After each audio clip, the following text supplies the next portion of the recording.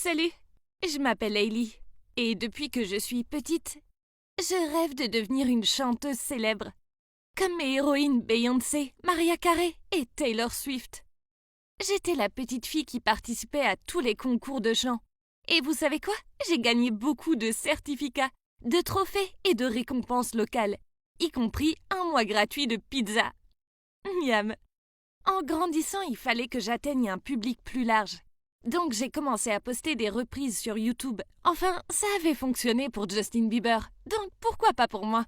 Heureusement pour moi, j'ai une famille qui me soutient beaucoup. Et des amis géniaux qui croient en mon talent. Mon plus grand fan, c'est Kurt. C'est mon meilleur ami. Et on partage le même rêve de devenir de grands chanteurs depuis le collège. Il y a un an, on a postulé à West High ensemble. Même si c'est plus loin de chez nous que l'autre établissement qui se trouvait à côté. Mais ça en valait vraiment la peine. Vous vous demandez pourquoi? Eh bien, à cause du génial Swing Club. Ouais, le club réputé et célèbre, qui n'organise pas seulement des activités en interne, mais diffuse aussi des concerts qui sont regardés par les locaux, mais aussi par des professionnels, des recruteurs de jeunes talents, etc. Il était même connu pour être le lieu des débuts de grands noms dans la musique.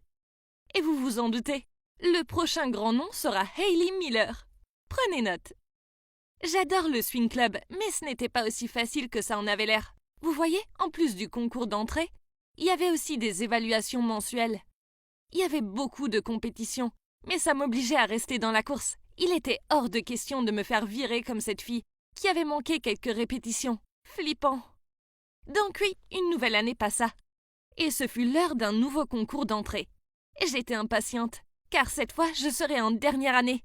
Donc je me suis portée volontaire auprès de Mademoiselle Anderson, la directrice du club, pour apporter mon aide avec les inscriptions. En observant les nouveaux qui s'entraînaient nerveusement dans le couloir, j'ai remarqué qu'il y avait aussi des amis de mon âge, qui avaient raté l'audition de l'an dernier et retentaient leur chance. Soudainement, un mec me donna une tape sur l'épaule et me demanda où se trouvent les toilettes les plus proches. Oh, il était mignon. Même s'il était agité et en sueur. J'imagine qu'il était stressé. L'amphithéâtre de West High était un peu un labyrinthe, donc je lui ai proposé de lui montrer le chemin. Il m'a dit qu'il s'appelait Eric et qu'il avait le trac. Je l'ai rassuré en disant « Tout va bien. Ne t'en fais pas, moi aussi j'étais terrifiée lors de ma première audition. Mais tout s'est bien passé. » Je dois admettre que ce mec m'intriguait. Alors je suis restée pour observer sa performance. Oh mon Dieu, il était génial! Et je veux dire génial du genre Harry Styles. Puis, une jolie fille nommée Anna est montée sur scène juste après. Et Mademoiselle Anderson lui a demandé si elle voulait rejoindre le Swing Club. Je m'apprêtais à aller féliciter Eric. Mais la réponse d'Anna m'interpella. Je sais que Hailey est la superstar ici. Et je crois qu'il est temps qu'elle ait un peu de concurrence. Waouh! Cette fille connaissait mon nom? Ouais. Je crois que j'étais un peu flattée, mais aussi perplexe. Je ne comprenais pas pourquoi elle avait besoin de dire ça. Elle a parlé de moi car elle m'admirait. Ou bien c'était simplement de la provocation hostile. Puis elle s'est mise à chanter ma chanson préférée de Taylor Swift. Et ouais, il faut avouer qu'elle avait une belle voix.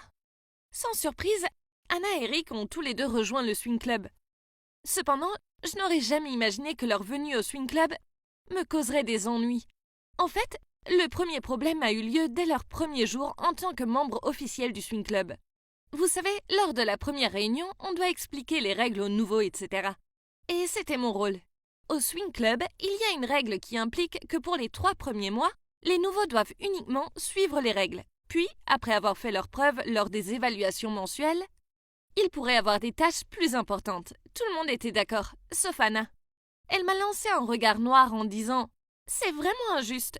Peu importe que je sois nouvelle, je devrais être choisie pour le rôle principal pour lequel je suis compétente. » Je me suis forcée à sourire et j'ai répondu « Je suis désolée Anna, mais ce n'est pas moi qui crée les règles. » Ouais, c'est ça. Je trouve que c'est de la discrimination. Vous avez probablement tous juste peur que j'obtienne la partie que vous souhaitez avoir. Le pire était que certains nouveaux murmuraient des choses entre eux.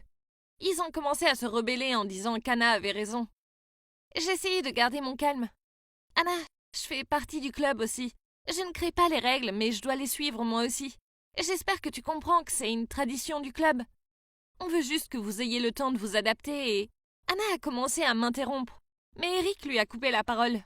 Anna, c'était pas sympa. Tais-toi et arrête d'interrompre la séance de répétition.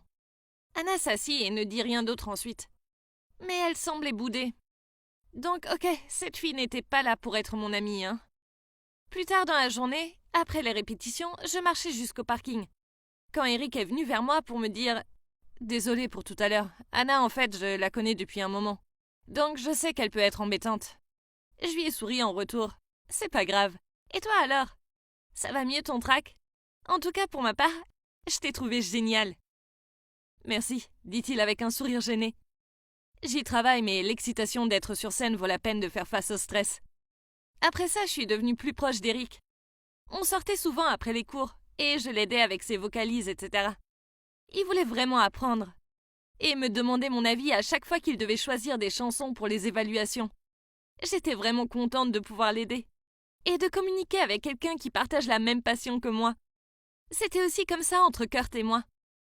Mais ouais, en parlant de Kurt, je ne le voyais plus aussi souvent que d'habitude. Mais c'était sa décision. Je l'invitais toujours à nous joindre à Eric et moi, mais il semblait ne pas vouloir. Je trouvais qu'il agissait bizarrement ces derniers temps. Il se vexait de petits riens. Comme quand je me couchais tard pour réviser mon texte, et la fois où j'ai donné mon cupcake en trop à Eric et pas à lui, alors que c'était seulement parce qu'il venait de manger un hamburger énorme. Je me suis dit que c'était parce qu'il était stressé à cause des examens et tout, ou alors c'était les hormones ou quelque chose comme ça. Jusqu'au jour où je pensais enfin avoir retrouvé l'ancien Kurt. Quand je l'ai vu devant l'amphithéâtre, et qu'il me souriait en me faisant coucou. Puis il a dit « Hey Hailey, tu es disponible? Viens t'entraîner avec moi. » J'ai répondu « En fait, j'allais aller m'entraîner à l'amphithéâtre. Allons à l'intérieur. » Il avait l'air un peu tendu en répondant « Parfait, quelle coïncidence. En fait, il y a quelque chose que je dois te dire. Mais ouais, rentrons d'abord. » Dès qu'on est entré, j'ai vu Eric. Il désignait sa montre puis a souri. Il a secoué la tête en me taquinant. « C'est 1 heure pour arriver, ça ?» Puis il a vu Kurt. « Ah, salut Kurt. » Kurt a marmonné un « salut », mais il semblait mal à l'aise. Et j'imagine qu'il se sentait un peu mal avec les nouveaux. Je cherchais la feuille avec mes paroles dans mon sac à dos. Mais en relevant les yeux, Kurt avait disparu. Eric m'a demandé s'il y avait un problème avec Kurt. Et j'ai haussé les épaules. Mon Dieu, c'est quoi son problème à ce mec? Ses sautes d'humeur commençaient à m'énerver. Cette attitude ne ressemblait pas à Kurt. Donc le lendemain, je me suis assise à côté de lui pendant la pause déjeuner. Et je lui ai demandé où il était passé pendant la répétition et qu'est-ce qu'il voulait me dire. Sur un ton froid, il m'a répondu « J'ai oublié ce que je voulais te dire. Et maintenant, excuse-moi, j'ai du travail urgent à faire. » Puis il est parti alors qu'il avait à peine touché son repas. Ok, donc il y avait définitivement quelque chose de louche. Kurt n'était pas du genre à ne pas manger son repas. Est-ce qu'il m'en voulait ou quelque chose comme ça? Je détestais cette tension étrange entre lui et moi. Mais à présent, j'étais trop occupée pour m'en soucier. Je devais préparer la prochaine comédie musicale. Vous savez, je jouais le rôle féminin principal, donc les répétitions étaient intenses. Tout se passait bien, jusqu'à ce que, eh oui, vous l'avez deviné, Anna apparut de nouveau. Elle est venue à mes répétitions et se lamentait en disant que les règles étaient injustes pour les nouveaux, et que ce devait être elle le rôle principal. Je lui ai à nouveau dit que la règle avait toujours existé et que je n'avais pas le droit de la changer, ni personne d'ailleurs. Puis elle a crié « Je vais aller en parler à Mademoiselle Anderson et on verra !» Je l'ai suivie au cas où elle me causerait davantage d'ennuis. Anna a de nouveau tout raconté à Mademoiselle Anderson en entrant dans son bureau. Je crois que Mademoiselle Anderson trouvait ça intéressant, d'avoir une telle personnalité dans le club. Alors, même si elle savait qu'Anna racontait des bêtises, elle lui a donné l'autorisation d'essayer le rôle. Très bien. Alors, si tu t'en penses capable, faisons une répétition samedi matin à 10h30. Ok, bien, je n'avais pas peur de l'affronter, mais ça m'embêtait de me dire qu'Anna pensait maintenant avoir l'avantage sur moi.